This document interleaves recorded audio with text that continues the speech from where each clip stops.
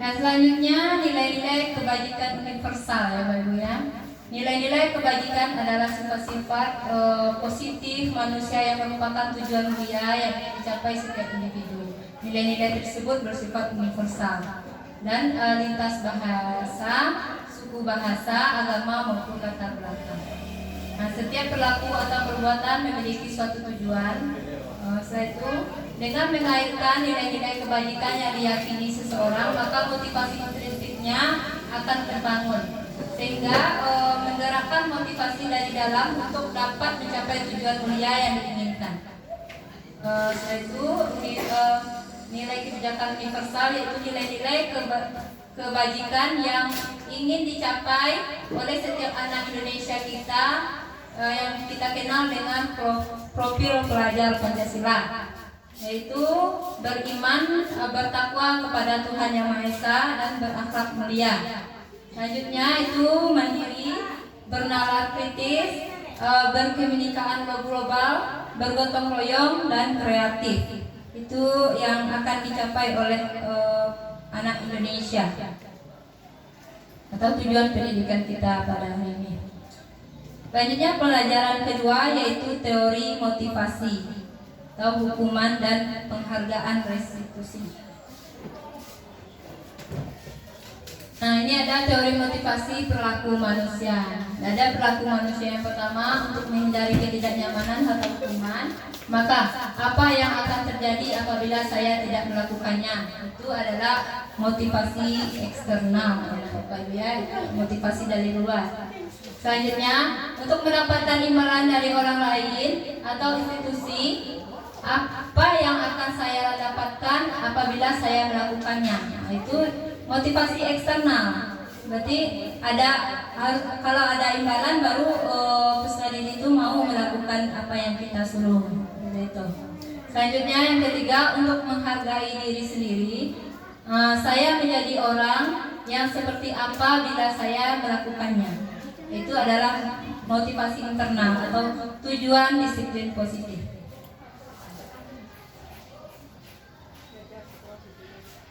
Nah, ini ada kata merdeka. Menurut Ki Hajar Dewantara, Bapak Pendidikan kita, itu merdeka itu artinya tidak hanya terlepas dari perintah, akan tetapi juga cakap buat memerintah diri sendiri.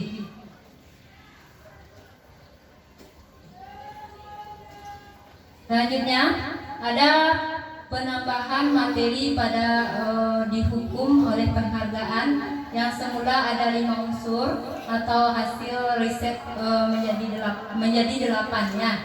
Selanjutnya itu pengaruh jangka pendek dan jangka panjang. Itu pengaruh dari hukuman oleh penghargaan. Selanjutnya penghargaan menghukum. Setelah itu penghargaan mengurangi ketepatan. Itu penghargaan tidak efektif. Setelah itu penghargaan merusak hubungan. Itu dihukum oleh penghargaan, ada 3 lagi tambahannya, itu penghargaan menurunkan kualitas.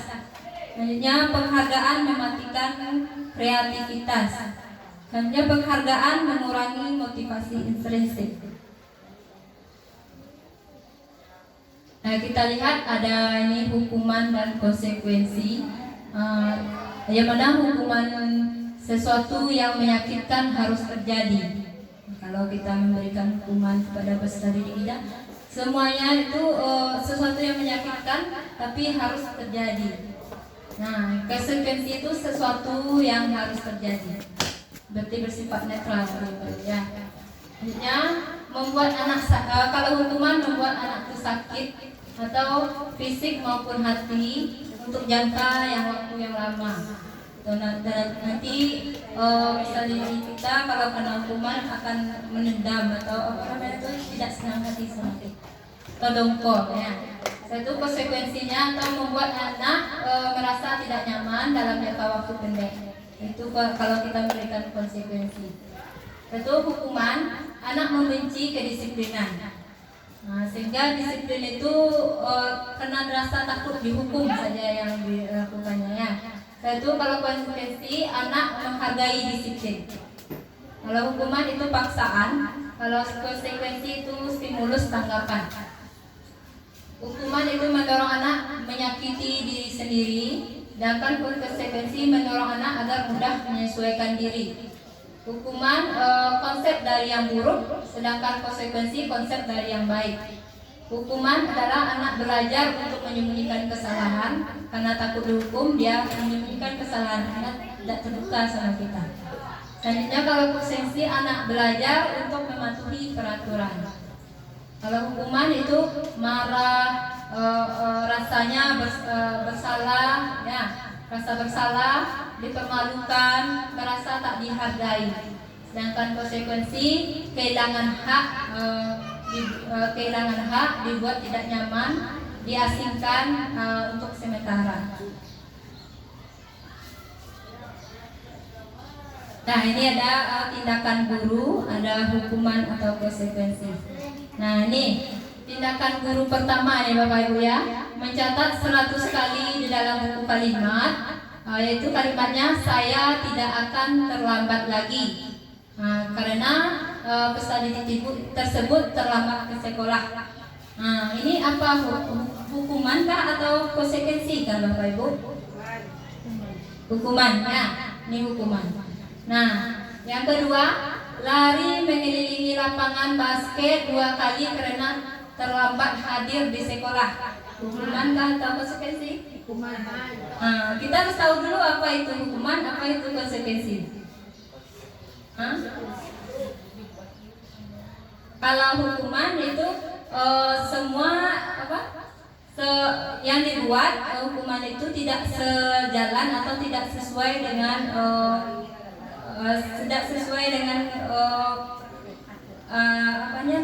kenyataannya, atau tidak sesuai dengan tidak relevan maksudnya, atau dengan yang dihukumkan dengan yang perbuatannya. Kalau konsekuensi itu sesuai dengan perbuatannya. Nah, yang kedua itu bagaimana Bapak Ibu?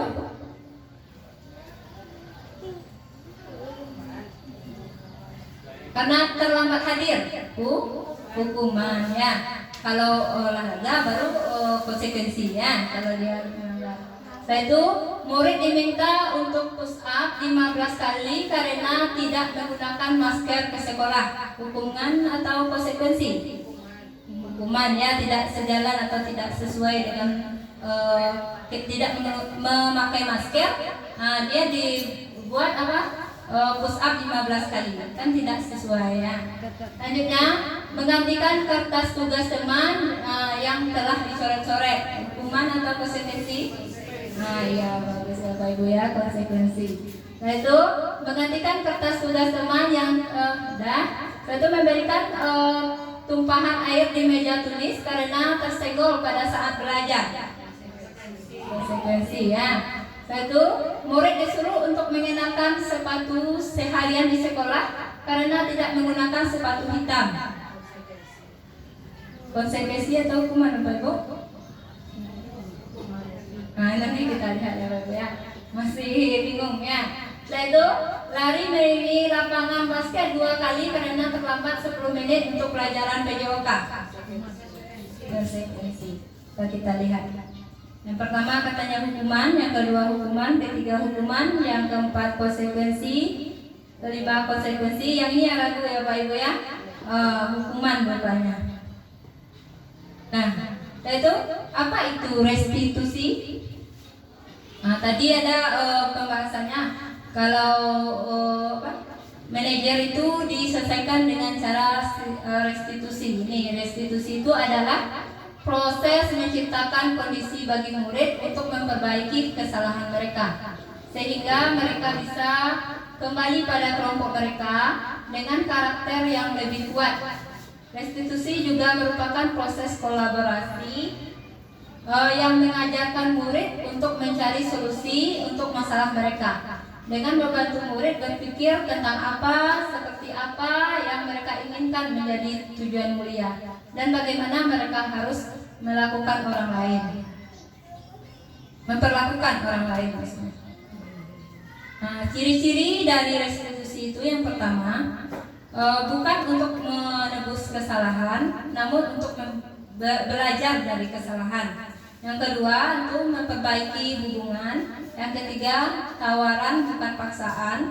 Yang keempat, restitusi itu menuntun untuk melihat ke dalam diri. Yang kelima, restitusi itu mencari kebutuhan dasar yang mendasari tindakan. Yang ketujuh, itu restitusi diri adalah cara yang paling baik. Restitusi itu fokus pada karakter bukan tindakan. Dan setelah itu restitusi fokus pada solusi. Restitusi mengembalikan murid yang berbuat salah pada kelompoknya. Nah, kita lihat ini ada tadi kan ada kita belajar tentang hukuman, konsekuensi dan restitusi ya, bagaimana ini perbedaannya. Nah, yang mana hukuman itu tadi sesuatu yang menyakitkan, tidak nyaman, menjadi korban untuk mendapatkan keadilan. Nah, setelah itu rupanya hukuman ini adalah tindakan yang negatif.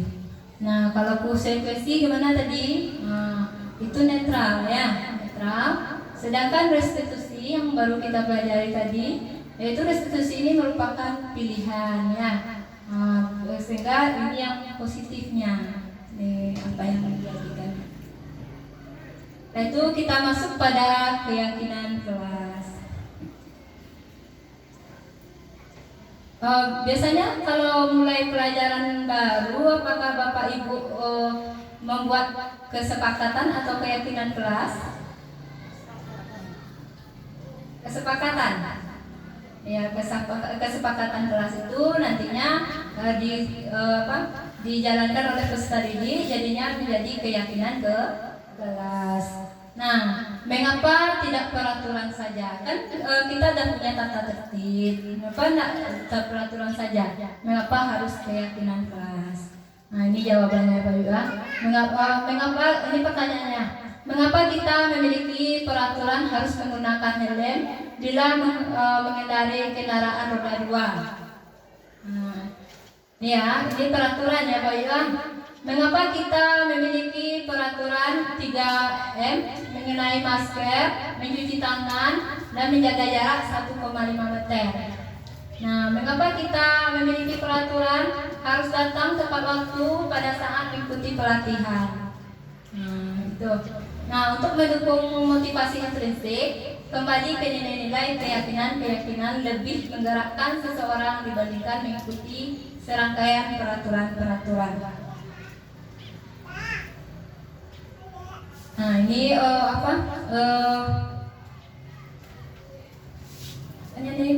deretannya ya. Pertama itu ada namanya tata tertib atau peraturan. Setelah itu ada namanya keyakinan kelas. Nah, dari keyakinan kelas ini terciptalah lingkungan yang positif. Selanjutnya dia menjadi budaya positif bagi sekolah kita nantinya. Nah, ini ada yang mana yang merupakan keyakinan kelas dan mengapa.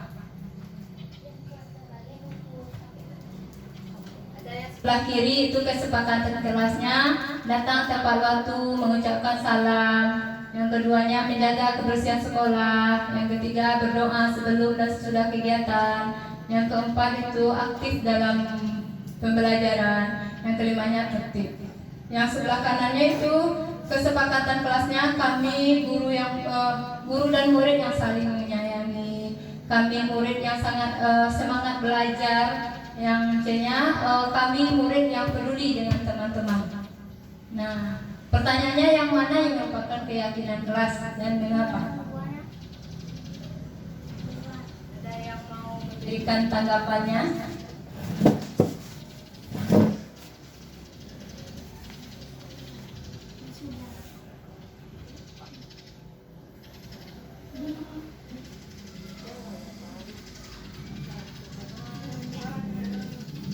Jawab saja, jangan sama malu-malu terus.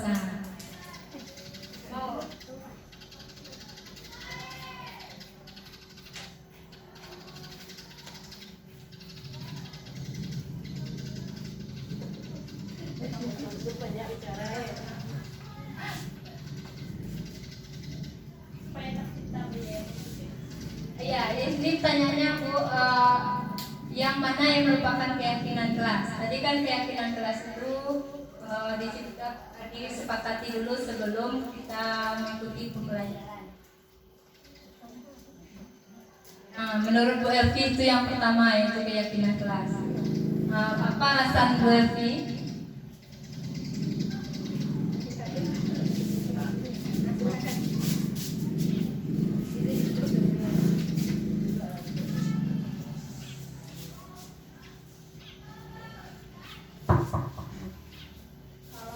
Pertama itu deretannya lebih membuat anak lebih aktif kayaknya di dalam lokal, lebih menciptakan kedamaian lokal di dalam kelas.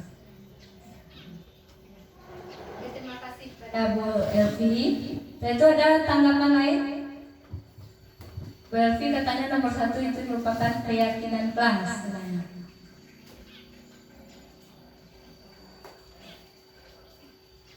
Ada Bapak Ibu mau menanggapi?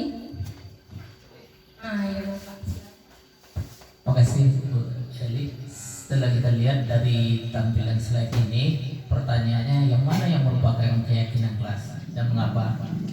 Setelah kita analisis, coba renungkan dan coba kita telaah dari kesepakatan kelas yang ditayangkan tadi dari sisi kiri atau kanan gitu. Maka kalau saya sepakatnya yang menjadi keyakinan kelas itu adalah bagian kanan atau yang kedua. Di sana ada statementnya, kami guru dan murid yang saling menyayangi. Ini adalah sebuah keyakinan. Termasuk kami murid yang semangat belajar. Jadi beda konteksnya ketika pada kesepakatan kelas di sebelah kiri datang tepat waktu mengucapkan salam. Di sana itu tidak ada muatan keyakinan dari statement itu.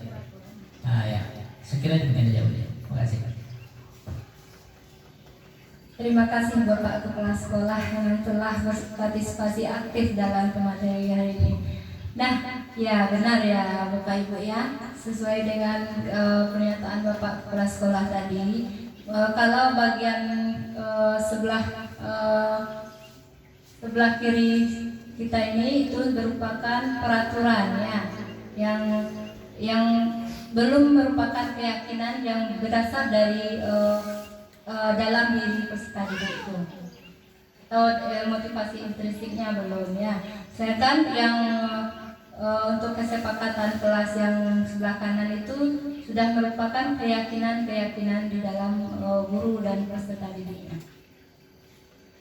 Bisa dipahami ya Bapak Ibu? Bisa. Selanjutnya ada peraturan dan keyakinan kelas. Nah, di sini ada peraturan itu selalu mengembalikan buku ke tempatnya. Yang mana di keyakinan kelasnya ada namanya tanggung jawab. Ya, yaitu peraturan dilarang mengganggu orang lain. Yang mana di keyakinan kelasnya itu menghormati orang lain. Peraturan itu hadir di sekolah 15 menit sebelum pembelajaran dimulai. Sedangkan keyakinan kelas itu menghormati orang lain dan berkomitmen.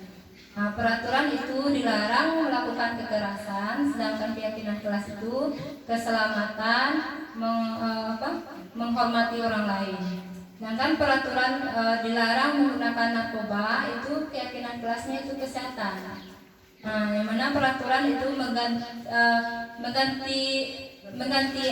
bergantian atau menunggu giliran. Ini yang mana keyakinan kelasnya itu menghormati orang lain dan bersabar.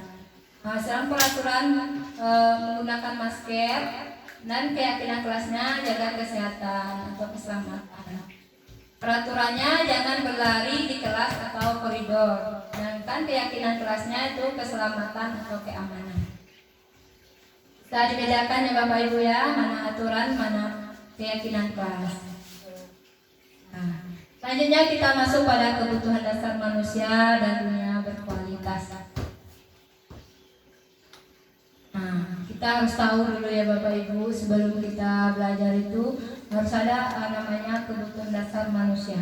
Yang mana kebutuhan dasar manusia termasuk kita itu ada namanya kasih sayang dan rasa dicintai. Ya kan Bapak Ibu, dan rasa diterima maksudnya dicintai. Nah, kasih sayang dan rasa diterima. Benar Bapak Ibu membutuhkan itu? Benar. Nah, peserta didik kita juga membutuhkan kasih sayang ya Bapak Ibu ya, dan rasa dia itu diterima di kelas. Selanjutnya ada kesenangan. Apa Bapak Ibu membutuhkan? Iya, kita membutuhkan kesenangan semuanya. Yaitu kebebasan. Ya, kita membutuhkan kebebasan. Selanjutnya itu penguasaan. Ya, ini kebutuhan dasar manusia ya Bapak Ibu ya. Nah, selanjutnya ada 5 posisi kontrol. Nah, ini 5 posisi kontrol ya Bapak Ibu ya. Ada motivasi yang mana guru berbuat. Di sini ada untuk identitas gagal, kontrol dan dari luar. Menghindari hukuman. Ini bisa dibaca Bapak Ibu? Bisa dibaca ya. Yang mana kalau guru berbuat menghardi atau menunjuk atau menyakiti atau menyindir itu hukuman. Yaitu dalam pembuat rasa bersalah ya. Tadi ada 5 posisi kontrol seorang guru pendidik ya. Ada sebagai penghukum, ada pembuat orang rasa bersalah, ada sebagai teman, ada sebagai pemantau, ada sebagai manajer. Nah, ini perbedaannya. Yang mana sebagai penghukum, yang mana sebagai merasa bersalah, membuat merasa bersalah, mana sebagai pendidik itu sebagai pemantau, yang mana pendidik itu sebagai teman dan sebagai manajer. Nah, kita di bagian mananya Bapak Ibu? Bagian manajer kata Bu Rosi. Nah, Bapak Ibu yang lain di bagian mananya? Ini kan ada contoh guru berbuat. Kalau sebagai penghukum seperti itu, sebagai pembuat rasa bersalah seperti itu, sebagai teman seperti itu. Di sana, kita di bagian mananya? Coba Bunek di bagian mananya Bunek? Kurang jelas. Ya, kita baca yang pertama ya. Ini ada kalau guru berbuat, ada kalau kita sebagai penghukum itu menghardi, menunjuk-nunjuk, menyakiti, menyindir.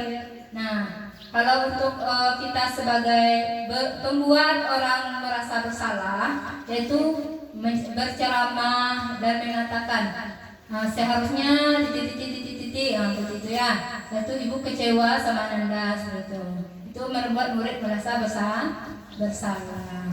Selanjutnya itu kita atau pendidik sebagai teman itu membuat alasan-alasan untuk muridnya. Setelah itu kalau pendidik sebagai pemantau itu menghitung dan mengukur. Kalau sebagai manajer yang mana mengajukan pertanyaan-pertanyaan. Waalaikumsalam Pak Eri.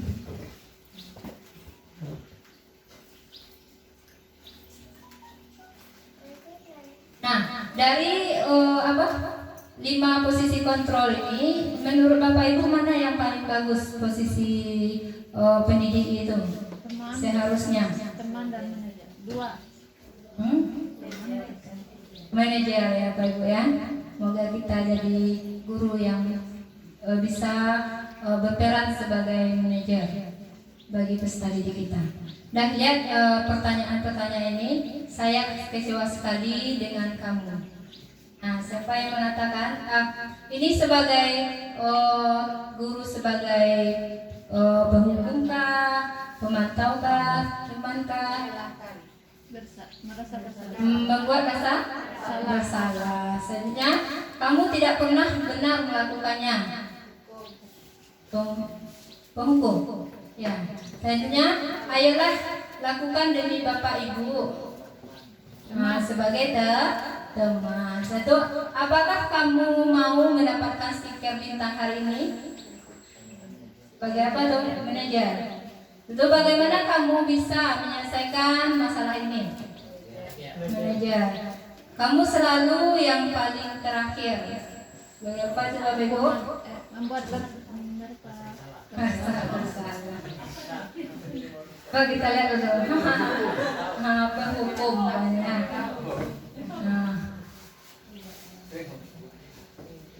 Ya.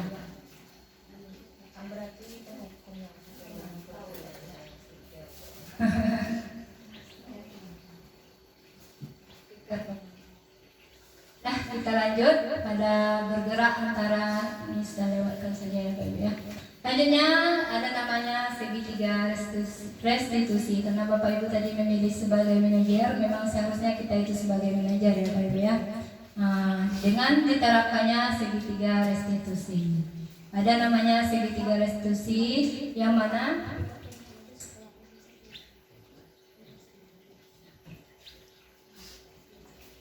segitiga restitusi itu ada tahapannya. Yang pertama itu menstabilkan identitas.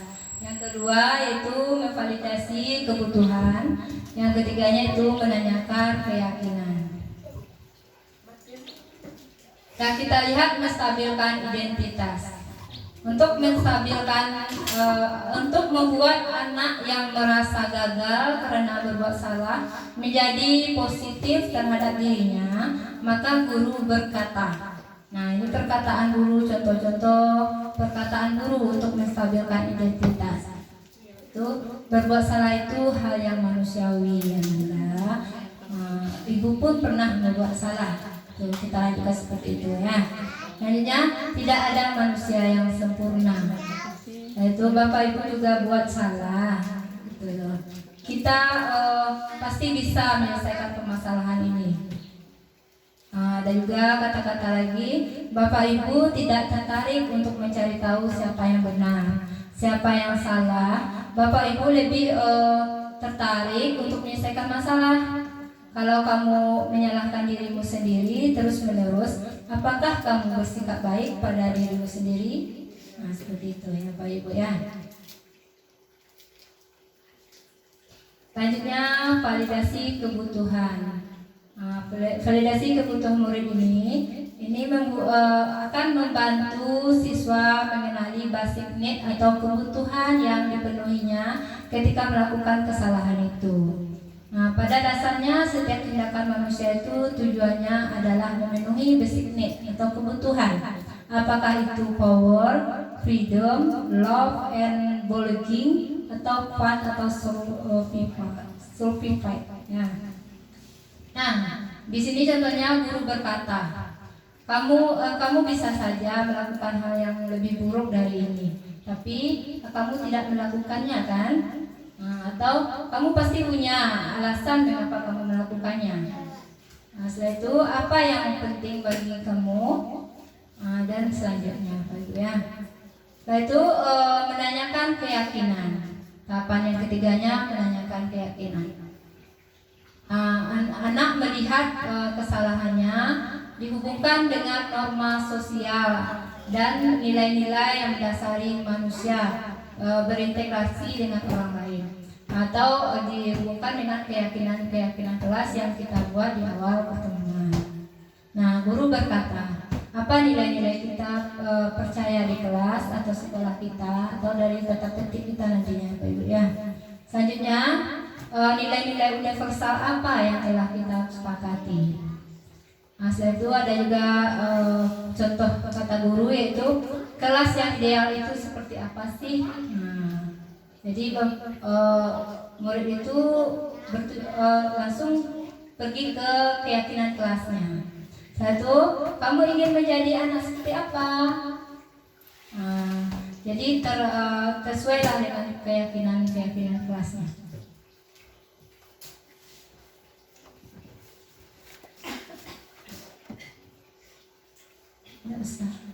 Nah, itu pertanyaannya Bapak Ibu ya.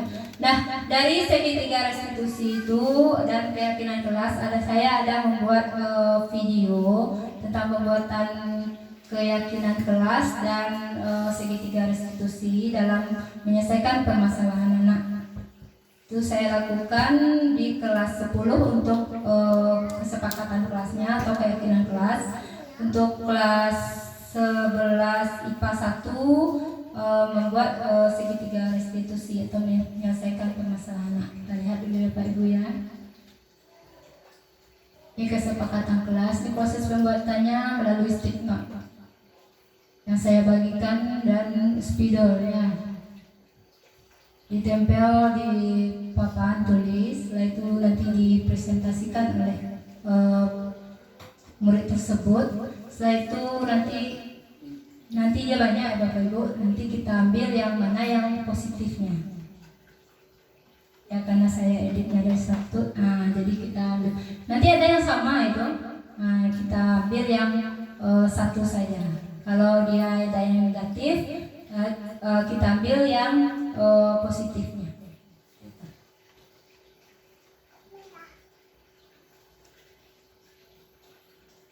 Selanjutnya ada praktek segitiga restitusi yang saya lakukan di kelas 11 IPA 1. Sayangnya speaker kita tidak ada ya Pak Ibu ya, belum kedengaran.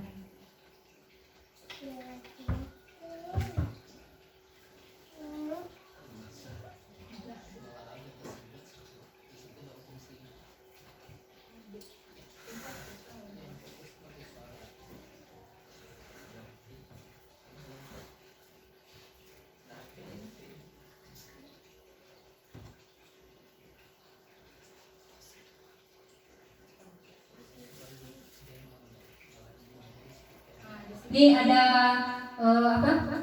siswa yang terlambat.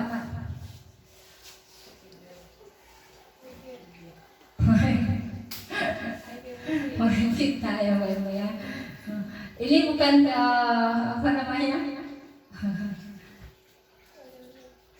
Baru kita restitusi. Sebenarnya ada suaranya nih Bapak Ibu, tapi tidak kedengaran.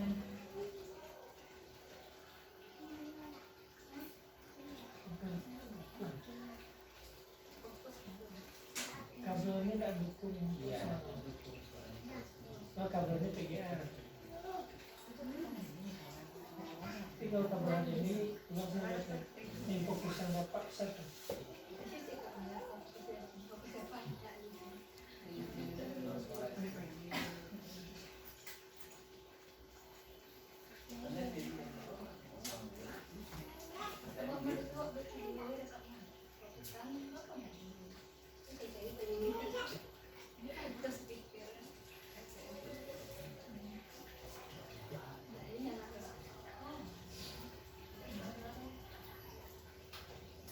Kedengaran ya Bapak Ibu ya. Saya jelaskan saja tahapnya Bapak Ibu ya. Misalnya ada anak yang melanggar aturan seperti ini, yaitu siswanya terlambat.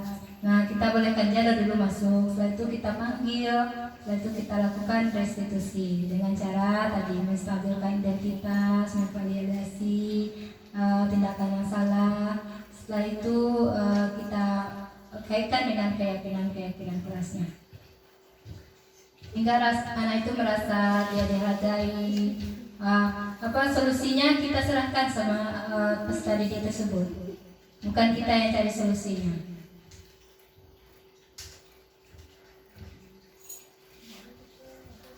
Ini tanggapannya setelah direstitusi. Ada Bapak Ibu ya. Ya, saya editnya dicapcut ya Bapak Ibu. Itu dibantu oleh anak kita Irfan. Sekian penyampaian materi dari saya kembalikan kepada moderator.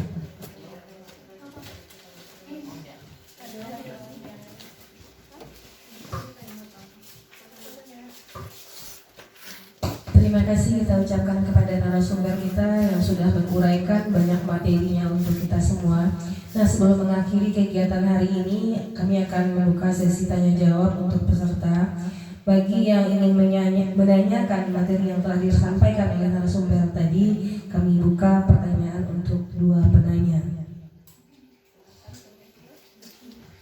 Bu Rosa?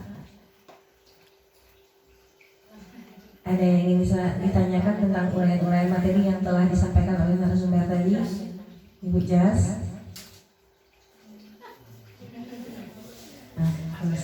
Iya, baik. Kita persilahkan Bapak Kepala Sekolah kita untuk menanyakan materi kepada narasumber kita. Makasih banyak Bu Moderator. Mohon Bu pemateri lihatkan slide yang ada identitas gagal dan sukses tadi yang menyangkut dengan hukuman, kemudian konsekuensi, terus segitiga restitusi. yang ada tabel tadi. Ya. Ini tabel ini kepikiran sama kita gitu kan.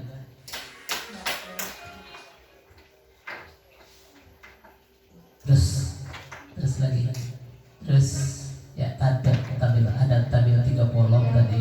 3 kolom hukuman, konsekuensi. Ada 3 salah tadi. Ya ini Pak Bu ya. Jadi tadi kita sudah dengarkan penjelasan dari pemateri kita ini. Ada identitas gagal, itu ranahnya di sana, peran yang terjadi ini itu sifatnya memberikan hukuman gitu. Sedangkan di bagian kanan ada identitas sukses dengan disiplin, dengan konsekuensi dan restitusinya. Jadi pertanyaan kita Pak Bu ya, apakah kita jadi guru ini tidak boleh memberi hukuman pada siswa? Itu yang pertama ya. Maka kita harus meninggalkan pemberian hukuman kepada siswa, lalu kita bergerak kepada konsekuensi yang bersifat netral atau kepada restitusi yang bersifat positif. Ya. Karena saya ini diproduk dengan zaman yang pendidikan itu, ketika saya dihukum oleh guru saya dulunya Pak Bu ya, baik fisik maupun kata-kata, itu sangat membekas, dan kadang-kala daya terima kita ada sebenarnya hukuman itu tidak akan menyakiti bagi kita sebenarnya. Ada anak yang berhasil datang pada gurunya. Terima kasih Bapak. Saya kalau tidak Bapak kirasi dulu saya dengan kesalahan saya, maka saya tidak akan berhasil hari ini. Justru dia tidak merasa saya sakiti ketika saya memberikan hukuman pada dia. Kemana ini? Apakah ini hukuman itu sesuatu hal yang harus kita tinggalkan serta-merta, atau tidak kita gunakan ranah hukuman ini lagi, kita beralih kepada konsekuensi saja atau ke restitusi saja? Ini sebuah pertanyaan Bapak. Kita minta penjelasan dari Ibu pemateri. Makasih.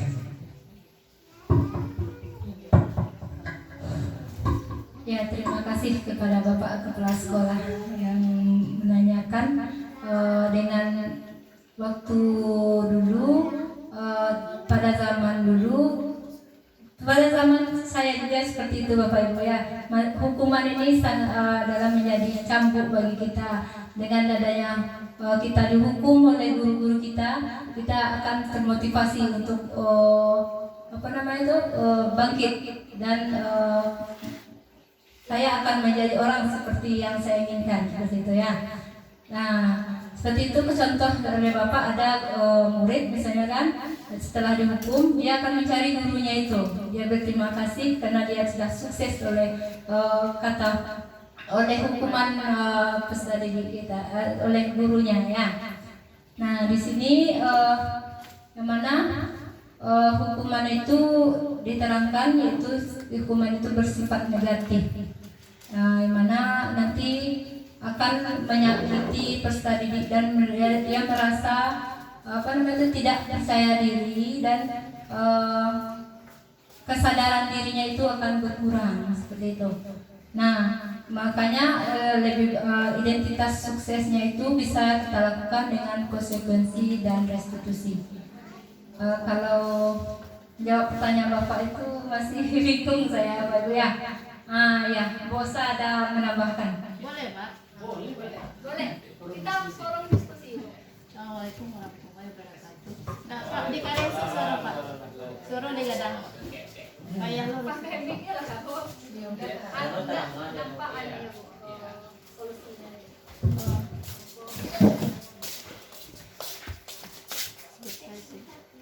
Assalamualaikum warahmatullahi wabarakatuh. Terima kasih kepada Ibu Moderator dan PLI. Saya menambahkan sedikit, tapi maaf sebelumnya ya Bu ya, Bapak. Karena didiklah manusia anak itu sesuai dengan zamannya. Mungkin zaman Bapak dulu, zaman kita dulu seperti itu, anak itu patuh ya. Karena ada diajarkan empati dari rumah ya. Kalau bersama orang tua harus itu diajarkan, harus seperti itu. Sekarang ajaran di rumah tuh ada juga ada yang enggak ada. Jadi anak bak atau anak, emak bak atau apa, pak bak atau apa. Jadi empati itu udah agak kurang diajarkan di sini. Jadi apalagi di SMA kita ini daerah sesuai juga dengan daerahnya. Seperti itu Pak. Itu aja Pak. Assalamualaikum warahmatullahi wabarakatuh. Jadi dikumpulkan.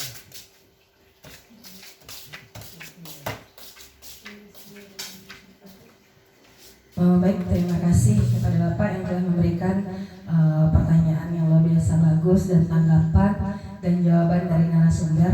Mungkin di sini saya juga sedikit memberikan tambahan Pak tentang jawaban dari Bu Eli dan pernyataan dari Ibu Osa tadi. Seperti yang disampaikan Ibu Osa, mungkin karena sudah perkembangan zaman, banyak tambahan-tambahan ilmu dan model-model pembelajaran kurikulum kita saja sudah sering bertukar. Mungkin di sini anak didik kita tidak lagi belajar bab, tidak lagi belajar dia katonan ampe. Mungkin di Merdeka Belajar ini siswa dituntut tidak lagi mengenang kalau bukan karena katua Pak dan karya itu Pak ambo nak kemandiri. Mungkin pemerintah kita ingin merubah statement seperti ini Pak. Kalau bukan karena ilmu yang Bapak Ibu berikan kepada saya, mungkin saya tidak seperti ini. Kalau yang dulunya kan anak didik kita berkata, kalau tidak karena hati-hati, kalau tidak karena kata-kata kasar yang diberikan kepada kami, mungkin kami tidak seperti ini Pak. Mungkin itu yang ingin dirubah oleh pemerintah kita Pak. Dia menginginkan kepada kita guru ini, kalau tidak karena ilmu yang Ibu Bapak berikan kepada kami, mungkin kami tidak seperti ini. Mungkin itu sedikit tambahan dari saya Pak. Sama juga Pak, di masa saya sekolah dulu sering dilempar pakai kapur, tapi masih ingat sampai sekarang. Yang diingat ketika reunian sama ibu, Bu, kita karena ibu enggak dua juga ibu, itu yang diingat, bukan ilmu yang diberikan yang diingat. Dan mungkin seperti itu sedikit tambahan dari saya. Jadi kita buka lagi sesi pertanyaan jika masih ada. Ya lanjut Bu Osa. Kesimpulannya aja ya. Terima kasih Bu Edi, maaf dua kali. Ini yang segitiga restitusi tadi, percakapan kesimpulan Bu Eli tadi, kenapa bisa anak itu bisa menyadari kesalahannya gitu. Apa yang Bu Eli tekankan seperti itu. Oh iya tadi. Ya kesimpulannya. Segitiga restitusi. Contoh kasus tadi Ibu. Iya. Ya terima kasih kepada Bu Osa yang telah langsung saja ya. Segitiga restitusi, apa yang kita tekankan kepada anak kalau anak itu terlambat. Nah, saya gunakan kata restitusi. Apa alasanmu terlambat nak? Kan dia menanyakan tuh, saya terlambat karena stefalok Bu, kan? Ketiduran Bu katanya. Yaitu saya terlambat bangun Bu karena orang tua saja. Ya kasus Aidil itu dia kasusnya orang tua berdagang sampai larut malam. Dia yang menunggui dagangan itu. Setelah itu katanya orang tua saya meninggalkan dagangannya, ibu saya tidur lagi Bu. Setelah itu ayah sama saya yang menunggukan dagangannya seperti itu. Nah, setelah itu untuk memvalidasi identitasnya, setelah itu apakah ini akan diulang kembali atau bagaimana cara kamu untuk menyelesaikan supaya tidak terulang? Setelah itu Bapak Ibu. Setelah itu katanya saya akan cepat tidur Bu. Anak itu sendiri saja yang inisiatif ingin menjawab. Saya akan cepat tidur. Setelah itu saya akan sangat cepat bangun. Supaya tidak ada lagi ketiduran di kelas, di rumah, terlambat di kedatangan ke kelas, katanya seperti itu. Itu kelihatannya keyakinan kelasnya. Apa keyakinan kelas yang telah kita buat sebelum ini? Datang tepat waktu Bu, seperti itu. Hanya itu Ibu Osa. Terima kasih. Cukup puas. Bagaimana Bu Osa? Terima kasih atas jawaban yang telah diberikan. diberikan narasumber, maka di sini kita bisa tarik kesimpulan bahwasanya kita sebagai guru kita harus menggunakan sistem manajer dan restitusi. Ya, restitusi. Di mana di manajer tersebut kita jangan langsung memberikan hukuman kepada siswa-siswi kita, tapi timbulkanlah dulu pertanyaan-pertanyaan. Bisa jadi anak kita memiliki alasan-alasan yang masuk di akal untuk bisa kita terima. Seperti itu Ibu narasumber. Baiklah, berakhir sudah kegiatan kita pada hari ini. Kami ucapkan terima kasih kepada seluruh peserta, khususnya kepada Bapak Kepala Sekolah yang sangat bersedia meluangkan waktu untuk kita hadir mengikuti kegiatan seminar pada hari ini. Mohon maaf sebelumnya jika ada kesalahan, mungkin gelar atau apanya yang tidak tersampaikan dengan baik oleh saya. Mohon izin, saya Rosi Elvira. Assalamualaikum warahmatullahi wabarakatuh.